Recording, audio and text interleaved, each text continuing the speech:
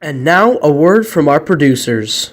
Hello and welcome to our 4th annual Shameless Cash Grab. Because you couldn't get enough of the first, second, third, or fourth show, we have brought you the same lifeless time waster, but in a state where nothing interesting ever happens. Until the inevitable time that we have to clone Kim when the Botox wears off, you'll have to settle for 5 episodes of Kardashians a week.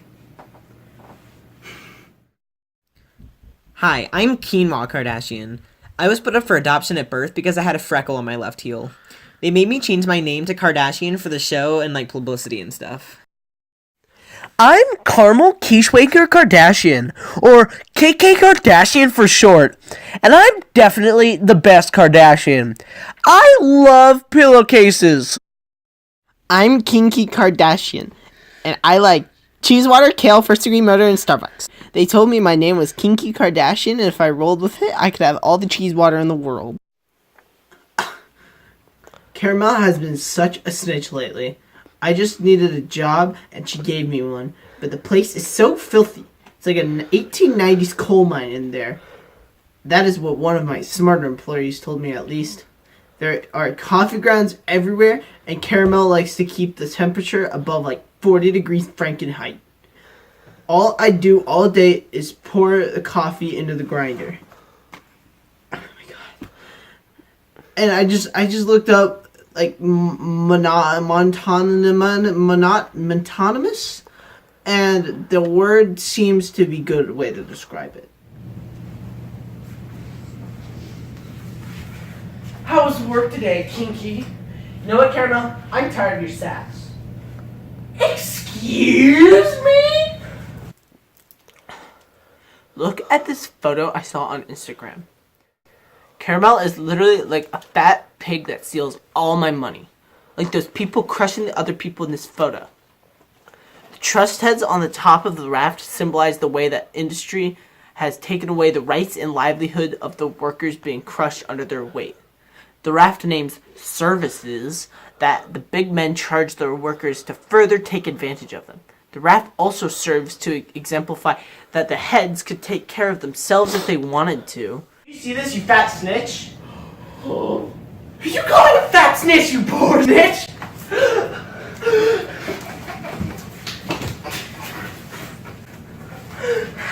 Why are you so mad at me? Where do you want me to begin?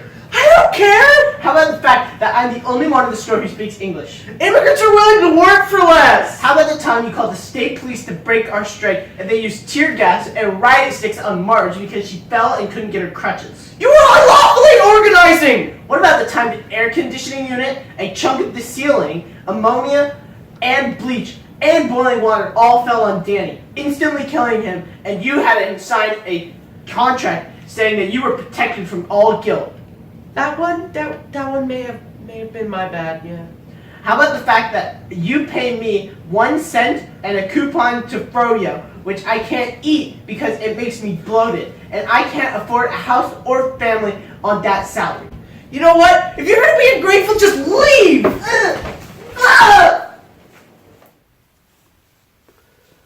So, my producer just called me, and he was like, Caramel, Kiki just got the workers to unionize, and I was like, what?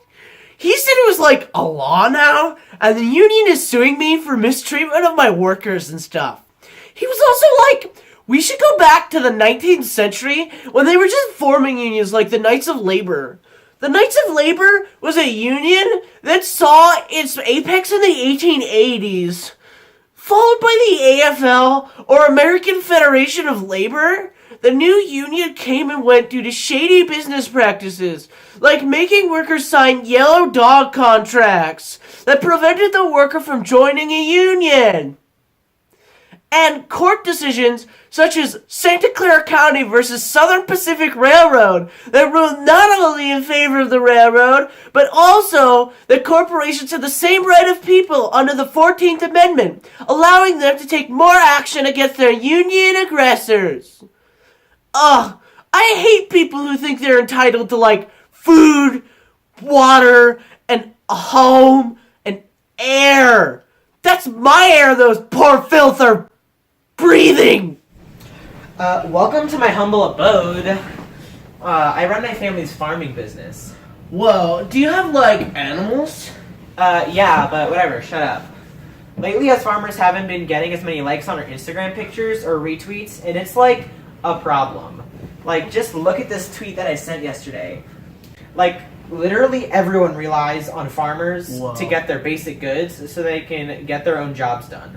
Like, even rich people need our goods to keep themselves and their businesses alive. I just think we should get more credit in society. Like, this picture is seriously lacking in retweets. So, we're forming cooperatives between us farmers so we'll have more political and economic power. Cool. We should go to Bookstars. Yeah, I'm totally craving some frappuccinos.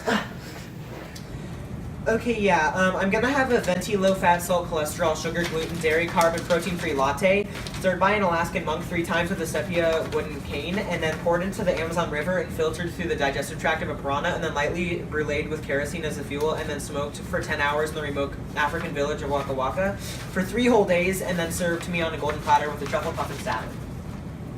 Okay, that will be approximately 69,420,123,456,666 Alright. When will that be out? about 600,000 years. Coolio. You know, I downloaded this recommended app on my phone about meditation, and it's like changed my life. I closed my eyes for like 1 second, and I've achieved enlightenment. Whoa. Right? I decided that I'm going to study and live my life by progressivism. What? No! Caramel is such an nincompoop sometimes. She doesn't even know anything. The progressivism movement was flawed and didn't take farmers into account at all. As a privileged white woman who happened to inherit 3 chickens, I can connect with the late 19th century farmers on an emotional level. Like, the railroads were charging them so much, and switching to the gold standard seriously, like, put a bad jama or whatever on them, and didn't allow them to pay their debts. Also, like, the growing connection with the international market seriously, like, drove prices so low. Like, lower than an elephant or some other type of small animal. I don't know. The new prices or whatever, like, coupled with the new technology being totally, like, good and stuff, it made prices even lower. Caramel needs to get together and be populist. You're so stupid, Quinoa. Your name is stupid, and even your hair is stupid. It looks like a dirty rat's nest. How dare you!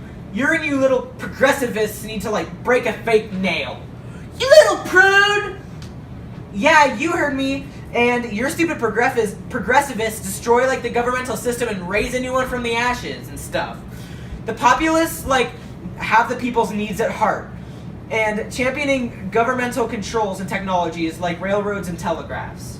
You buffoon! You know nothing about progressivism. The progressivists in Congress will never fix the ties between political parties and trusts on its own. Seriously!